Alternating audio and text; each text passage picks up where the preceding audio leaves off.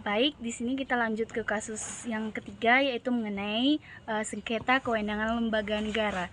Di sini kasus yang saya ambil yaitu nomor perkara yaitu nomor 3 garing SKLN tanda hubung 9 garing 2013.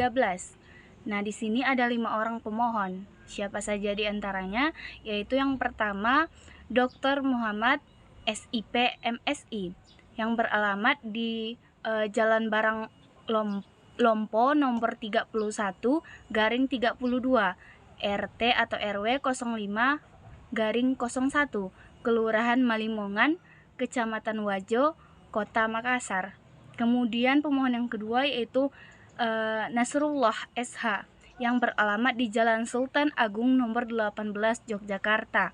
Kemudian yang ketiga ada Endang Wihdatining Tias SH yang beralamat di Kauman PA 2 garing 49 RT 03 RW 09 desa atau kelurahan yaitu Gunung Ketor, Kecamatan Pakualaman, Yogyakarta.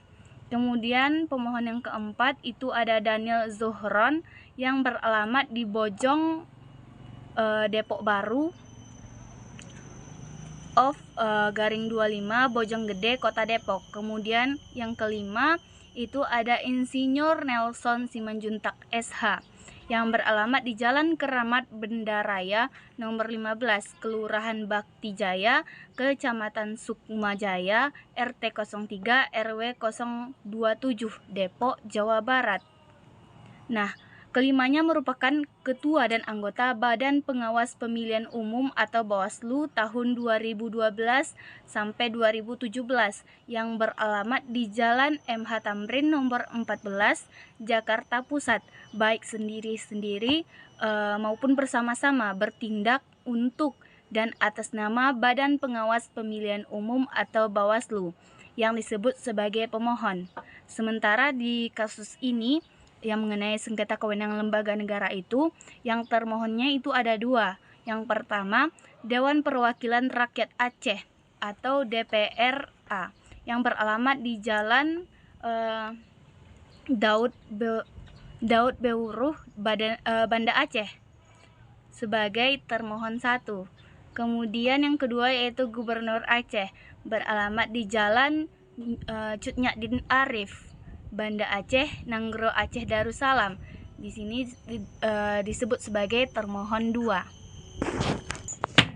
Nah, kemudian kita masuk ke legal standing atau kedudukan hukumnya.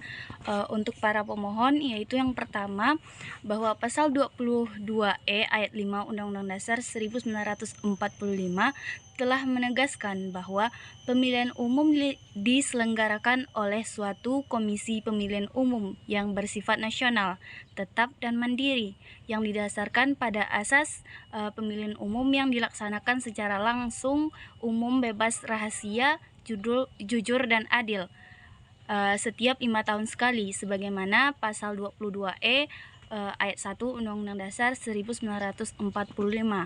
Kemudian yang kedua, Undang-Undang Nomor 22 Tahun 2007 tentang penyelenggaraan pemilihan umum yang menentukan bahwa selain Komisi Pemilihan Umum atau KPU, ditentukan juga adanya lembaga pengawas yang disebut Badan Pengawas Pemilihan Umum atau Bawaslu.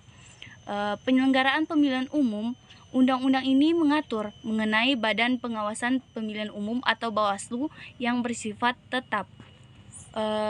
Kemudian Undang-Undang Nomor 22 Tahun 2007 ini tentang penyelenggaraan pemilihan umum telah dicabut pada tanggal 16 Oktober tahun 2001 dan diganti dengan Undang-Undang Nomor 15 Tahun 2011 tentang penyelenggaraan pemilihan umum yang di dalamnya juga menjabarkan pasal 22E ayat 1 Undang-Undang Dasar 1945. Pasal 1 angka 5 Undang-Undang Nomor 15 Tahun 2011 tentang penyelenggaraan pemilihan umum menyatakan penyelenggaraan pemilu adalah lembaga yang menyelenggarakan pemilu yang terdiri atas Komisi Pemilihan Umum dan badan pengawas pemilihan umum, sebagaimana satu kesatuan fungsi penyelenggaraan pemilu untuk memilih anggota Dewan Perwakilan Rakyat, Dewan Perwakilan Daerah, Dewan Perwakilan Rakyat Daerah, presiden dan wakil presiden secara langsung oleh rakyat, serta untuk memilih gubernur, bupati, dan wali kota secara demokratis. Kemudian selanjutnya dalam pasal 1 angka 16 Undang-Undang Nomor 15 Tahun 2011 dinyatakan Badan Pengawas Pemilu selanjutnya disebut Bawaslu adalah lembaga penyelenggaraan pemilu yang bertugas mengawasi penyelenggaraan pemilu di seluruh wilayah negara Kesatuan Republik Indonesia. Nah, itu tadi merupakan legal standing dari para pemohon. Kemudian kita masuk ke legal standing para termohon.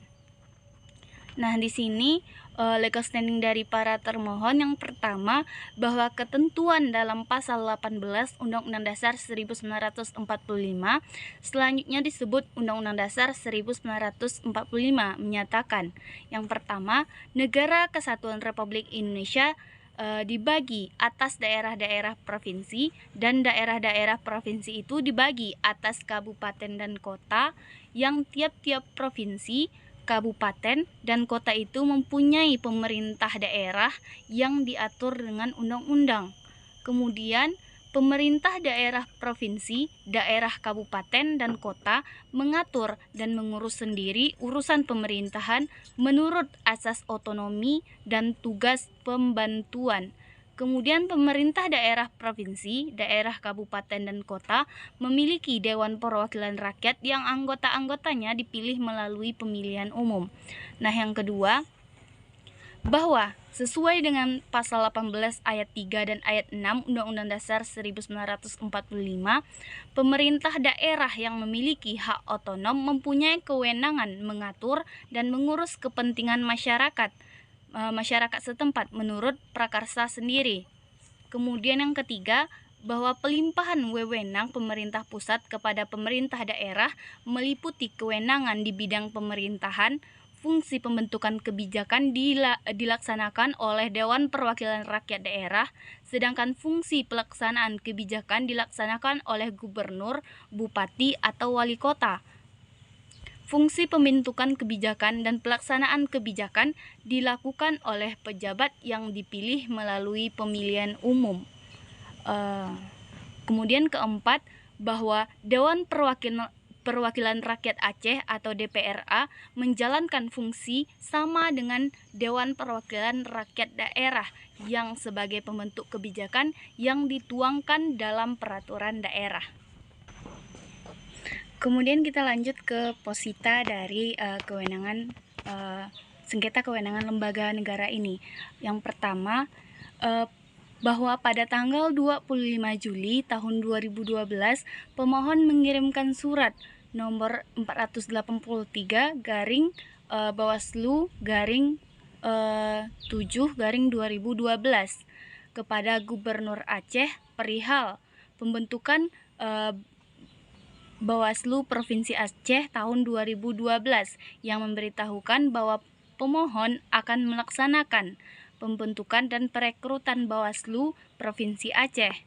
Kemudian yang kedua, bahwa pada bulan Juli sampai dengan Agustus 2012 pemohon membentuk dan menetapkan tim seleksi calon anggota Bawaslu Provinsi Aceh guna membantu pemohon menjaring dan menyaring calon anggota Bawaslu Provinsi Aceh.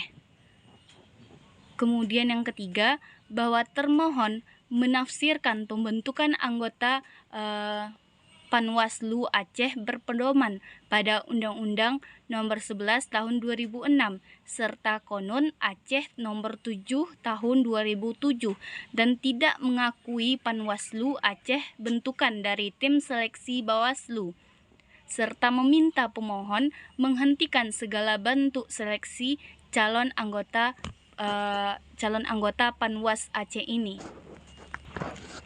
Untuk petitumnya sendiri itu di sini ada 3. Yang pertama, mengabulkan permohonan pemohon untuk seluruhnya. Kemudian yang kedua, menyatakan termohon 1 maupun termohon 2 tidak memiliki kewenangan untuk membentuk pengawas pemilihan Provinsi Aceh dan Panwaslu Kabupaten atau Kota pada pemilu legislatif dan pemilu presiden maupun wakil presiden. Kemudian yang ketiga, menyatakan pemohon memiliki kewenangan konstitusional untuk membentuk Badan Pengawas Pemilihan Umum Provinsi Aceh yang bersifat tetap untuk melakukan pengawasan penyelenggaraan pemilihan umum di Provinsi Aceh. Demikian permohonan sengketa kewenangan lembaga negara ini. Apabila Majelis Hakim Mahkamah Konstitusi berpendapat lain, mohon putusan yang seadil-adilnya. Kemudian kita masuk ke pertimbangan dari Mahkamah Konstitusi.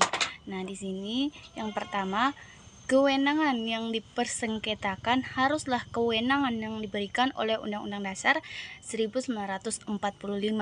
Yang kedua, lembaga negara dimaksud adalah lembaga negara yang mempersengketakan kewenangannya yang diberikan oleh Undang-Undang Dasar 1945. Kemudian yang ketiga, menimbang bahwa permohonan yang diajukan oleh pemohon bukan merupakan objek dari sengketa kewenangan lembaga negara, maka menurut mahkamah permohonan pemohon tidak memenuhi ketentuan pada pasal 20C ayat 1 Undang-Undang Dasar 1945 pasal 61 Undang-Undang Mahkamah Konstitusi, sehingga pokok permohonan tidak perlu dipertimbangkan.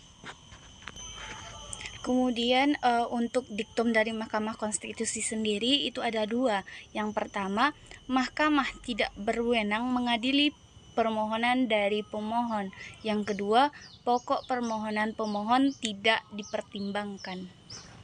Nah, untuk kesimpulan dari sengketa kewenangan lembaga negara ini dapat disimpulkan bahwasanya kenapa Mahkamah Konstitusi menolak perkara yang diajukan oleh pemohon, karena yang pertama, permohonan dari pemohon itu tidak memiliki kedudukan hukum.